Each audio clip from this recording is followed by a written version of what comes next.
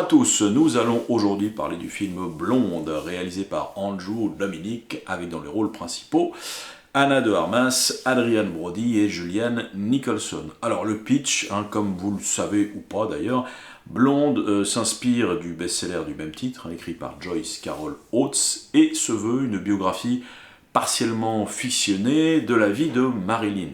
Voilà, et adopte le point de vue de la psyché de l'actrice. Alors parlons un peu d'Andrew Dominik, donc c'est un scénariste et réalisateur australien, dont je me suis rendu compte récemment d'ailleurs que j'avais vu l'intégralité de sa filmo. Je parle de long métrage de fiction, je n'ai pas vu ces deux documentaires consacrés à Nick Cave d'ailleurs qui compose la bande son de Blonde. Voilà, donc en même temps, vu sa filmo, c'est pas un exploit, il n'a fait que 4 films, celui-là inclus. Mais j'ai tout vu et j'ai plutôt apprécié. En 2000, Chopper, son premier long métrage, qui racontait l'histoire d'un serial killer aussi beauf que con, avait permis à Eric Bana d'exploser en tant qu'acteur dramatique, lui qui jusqu'alors faisait un peu le couillon à la télé australienne. Et c'est un film qui m'avait effectivement bien marqué par sa violence souvent atroce et son humour très très noir. Bon, 7 ans plus tard, donc en 2007, il met en scène un film qui a un peu désarçonné les gens qui le suivaient, donc le fameux L'assassinat de Jesse James par le lâche Robert Ford, un film qui effectivement qui n'a strictement rien à voir avec son premier jet. Bon, c'est un film qui a surpris par ses qualités déjà formelles, c'est un très très beau film, un très bel objet, ça on peut pas le nier, mais qui s'accompagne également d'une durée totalement déraisonnable, 2h40, et avec des longueurs ou des langueurs, on va dire, pour être sympathique, qui sont quand même bien là. Il y a quand même quelque chose de très très très contemplatif dans cette œuvre, qui m'a quand même accroché par la prestation de Brad Pitt et par, vraiment, je le répète à nouveau, donc sa facture assez sublime. Bon, ensuite son troisième long c'est Kogan, un titre français un peu stupide, le titre original est un peu plus subtil, Kill Them Softly, toujours avec Brad Pitt et accompagné cette fois-ci de James Gandolfini. C'est un petit modèle de polar sarcastique et amoral, disons-le. Voilà. Alors c'est également un film qui a pas mal ennuyé les gens, pourtant il a une durée un peu plus raisonnable, je crois qu'il fait 1h37, mais qui moi m'a plutôt ravi. J'avoue que j'ai regardé ça avec un grand plaisir, grâce notamment à la qualité de l'écriture et puis à la mise en scène qui est quand même ultra brillante. Andrew Dominik sait particulièrement effectivement filmer la violence. Voilà. Bon, et voilà, quatrième film, Blonde, qui nous arrive donc sur Netflix. Produit pour 22 millions de dollars, ce qui par les temps qui courent n'est pas délirant, on va dire. Voilà, alors c'est un film qui a connu une gestation un peu compliquée, parce que Netflix exigeait des coupes de la part d'Andrew Dominik, qui s'est drapé dans ses habits d'artiste, et qui a refusé toute modification sur son long métrage, et je lui donne entièrement raison. Alors il est sorti en salle aux États-Unis avec un classement par la censure le plus infamant des classements, le fameux NC-17. Alors concrètement ça veut dire qu'aucune personne en dessous de 17 ans ne peut rentrer dans la salle, même accompagnée d'un adulte. Ça veut dire que le film se voit privé de toute publicité dans les médias traditionnels, de toute bande-annonce, etc. Voilà. Alors calmons-nous quand même un peu, parce que c'est un classement qui pourrait presque s'apparenter au classement X. Bon, dégonflons un peu la baudruche. Les Américains ont un petit problème par rapport à la représentation du sexe à l'écran. Prenons par exemple Attache-moi de Almodovar, il a obtenu ce classement NC-17 alors qu'il est sorti tout public par chez nous. Donc vous voyez quand même qu'ils ont une très petite tolérance vis-à-vis du sexe à l'écran. Autre exemple, le Showgirls de Verhoeven qui est sorti avec juste une interdiction moins de 12 ans chez nous et qui là-bas a reçu également ce classement. Les publicitaires de l'époque d'ailleurs avaient essayé de contrer l'absence de publicité en mettant à disposition des vidéocassettes avec un petit quart d'heure d'extrait du film pour essayer de drainer un public. Bon, ça n'a pas fonctionné. Et puis du même auteur, le Basic Instinct, qui est sorti en version totalement intégrale chez nous, avec une interdiction moins de 16 ans, certes, mais intégralement. Aux États-Unis, il a été coupé, alors toutes les scènes de sexe ont été coupées, c'est vous dire s'il y en a eu, des coupures, et le film, sinon le film recevait ce classement NC-17 et a été un peu, vous voyez son exploitation un peu compliquée. Voilà. Alors bon, tout ça pour dire qu'effectivement, bien avant d'arriver sur nos écrans domestiques, Blonde sentait déjà un peu le soufre. Horrible, sexiste, malaisant.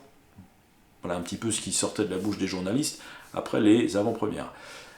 Alors, je veux faire un petit point à nouveau, définitif cette fois, parce que je vous emmerderai plus avec mes obsessions, mais disons que la sensibilité, c'est une affaire de personnes, c'est quelque chose de très subjectif, donc chacun a la sienne, je la respecte. Donc oui, on peut trouver le film horrible, oui, on peut trouver le film malaisant. Sexiste, là j'ai un problème avec ça. Parce que c'est faux. C'est non seulement faux, mais c'est un total contresens. Voilà, pour moi, si on parle de sexisme, je dirais que le film est un vrai uppercut contre le sexisme. Mais il y a des gens, voilà, il y a des gens aujourd'hui qui sont un peu lobotomisés à une certaine idéologie et qui veulent absolument coûte que coûte faire des pieds et des mains pour être catalogués dans le camp du bien. Donc quand ils entendent des mots évoquant le racisme, la misogynie, l'antisémitisme, et que sais-je encore, et ils sortent les crocs. Mais sans réfléchir. C'est-à-dire que quel que soit le pourquoi et le comment de ce qu'on entend dans un film, ils réagissent au quart de tour. Alors évidemment, on nous a dit, voilà, ils ont réagi et dit que Blonde était un film profondément sexiste. Alors ce qu'on y voit dedans, c'est des hommes, effectivement, avoir, on est dans le Hollywood des années 50-60, des comportements atrocement sexiste. Voilà, ça j'en conviens. Mais c'est justement pour mieux dénoncer. Vous voyez, un peu la problématique de cervelet qu'ont ces gens-là.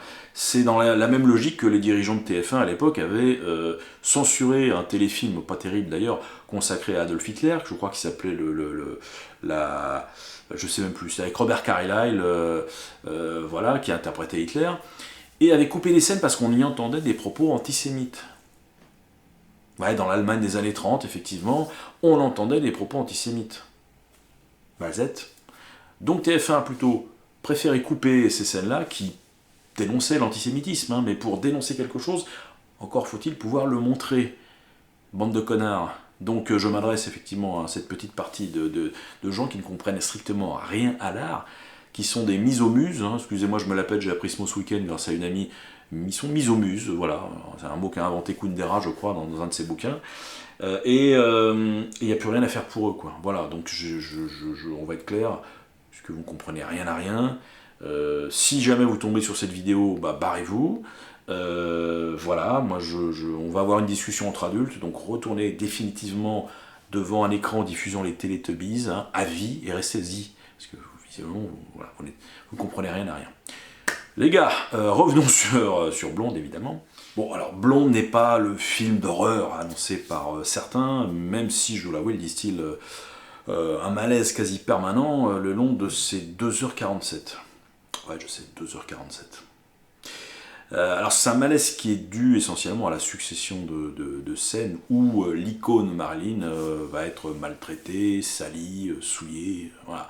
Alors, on savait hein, depuis les 60 ans qui nous séparent de sa mort qu'elle n'avait jamais vraiment été heureuse, mais même dans les biopics les plus récents, il y avait toujours une espèce de vernis de déférence, hein, un pacte de non-agression vis-à-vis de l'imagerie hollywoodienne et glamour de la star. En gros, touchez pas trop à Marilyn quand même.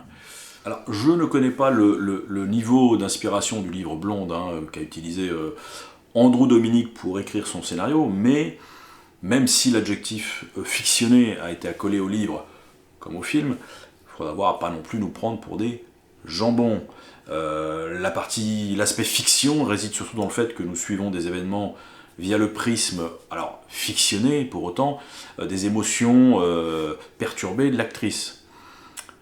Mais malgré tout, ce voyage passe par des étapes bien connues du grand public. Alors sans jamais les nommer, on va y retrouver Joe DiMaggio, Arthur Miller, JFK, ses fausses couches, ses avortements, ses addictions pendant les tournages et bien sûr sa mort. Voilà. L'éclairage nouveau est risqué, donc c'est de raconter toute cette histoire de son point de vue à elle, point de vue d'une jeune femme hantée par l'absence d'un père, maltraitée par une mère qui finira folle, intelligente mais terriblement mal à l'aise en public et qui finira broyée par la machine hollywoodienne. C'est l'un des points saillants du film. Déjà très perturbée, la jeune femme doit en plus donner vie à cette excroissance d'elle-même qu'elle ne supporte plus, Marilyn. Voilà, pour être aimée, elle doit incarner cet autre qui n'est pas elle, qui est même l'antithèse de ce qu'elle est vraiment. Et je trouve que ce malaise-là, Andrew Dominik le rend très bien à travers des scènes de foule assez époustouflantes. Alors, c'est ce que je retiendrai vraiment du film. Des scènes qui s'apparentent là, pour le coup, un peu au film d'horreur, par l'aspect menaçant des hommes qui composent cette foule. Voilà, Andrew Dominik pousse même le bouchon jusqu'à agrandir démesurément la bouche de certains d'entre eux dans une scène qui se déroule lors d'un soir de première. Et c'est un moment assez glauque et angoissant, je dois dire. Alors, pour ce qui est de la forme, Andrew Dominik utilise au mieux tous les outils dont il dispose. Il a utilisé évidemment des extraits des films de Marilyn en y insérant son actrice, ça c'est plutôt bien fait. Il va utiliser tous les ratios d'image existants, de 35 à 85, 4 tiers, c'est plutôt le 4 tiers qui domine, je crois, sur la durée du film, en fonction voilà, du niveau d'intimité requis par certaines scènes. Il fait de jolies transitions, alors c'est vrai que ça fait un peu joli, ça fait un peu désordre dans ce film assez glauque, mais notamment il y a un plan où le bord du lit de l'actrice se transforme en chute du Niagara. C'est assez beau, voilà, mais au final il n'y a rien de trop tapageur niveau visuel. Alors, une autre force du film, c'est d'utiliser l'iconographie connue ou moins connue de la star pour mieux l'ancrer dans la réalité. C'est-à-dire qu'il y a beaucoup de scènes où elle est dans sa vie intime et où elle porte malgré tout des tenues qui résonnent un peu dans notre inconscient parce qu'elles ont été immortalisées par un nombre de photographies assez énorme. Donc ça fait tilt. On se dit qu'on est dans quelque chose de pas forcément trop fictionné. Et voilà, l'effet est assez subtil et efficace, ça j'ai apprécié. Alors au final, que dire de Blonde ? Bon, on va pas se mentir, si le sujet Marilyn ne vous intéresse pas du tout, passez votre chemin parce que vous allez être en souffrance. Hein. Je dois dire que moi-même, même si voilà, j'ai quelques connaissances sur la vie de l'actrice et si je m'y intéresse un minimum, j'ai trouvé le temps quand même assez souvent long, je le rappelle, 2h47. Et en plus, comme c'est l'essence même du film que de vouloir être désagréable, il ne procure pas vraiment un pur plaisir de spectateur, hein, loin s'en faut. Mais il procure des satisfactions, à défaut. Alors comme celle par exemple de voir peut-être la tentative la plus réaliste de raconter les tourments intérieurs de l'actrice. La satisfaction également de voir un vrai film avec un vrai parti pris, avec ses outrances, sa radicalité parfois extrême. Voir la scène de sexe entre Marilyn et JFK qu'on pourra volontiers qualifier de dégueulasse. Mais qui prend plus que de la distance avec le énième biopic en sucre qu'on aurait pu nous servir. Et puis évidemment, satisfaction suprême, hein, celle de voir Ana de Armas dans le rôle de Marilyn. C'est une actrice voilà, pour laquelle j'ai eu un crush il y a maintenant près de 12-13 ans. Je l'ai découvert, comme beaucoup de gens, dans le Knock Knock de Eli Roth. Et de film en film, je trouve que c'est une actrice qui prend vraiment de l'ampleur et qui prouve qu'au-delà d'être une actrice au physique sublime, hein, elle est excellente comédienne. Voilà, j'avais déjà trouvé excellente dans Un couteau tiré, où elle est un peu physiquement l'antithèse de ce qu'elle fait dans Blonde. Mais voilà, vous pouvez penser ce que vous voulez hein, du film d'Andrew Dominik, hein, même dire que c'est un étron. Sa prestation, je pense, mettra tout le monde d'accord. Voilà. Il paraît d'ailleurs qu'elle est même en route pour les Oscars. Ce serait largement mérité, les amis, croyez-moi. Voilà. Alors écoutez, à vous de voir. Moi, je peux vous dire que j'ai plutôt apprécié l'ensemble, malgré d'indéniables longueurs. C'est une œuvre pas facile, qui choquera les plus sensibles, hein, et je peux le comprendre, mais qui rend enfin justice à la jeune femme pathologiquement malheureuse qui était la blonde du titre. Voilà les amis, à bientôt, continuez à aller au cinoche, c'est important, et puis si vous pouvez, abonnez-vous, merci.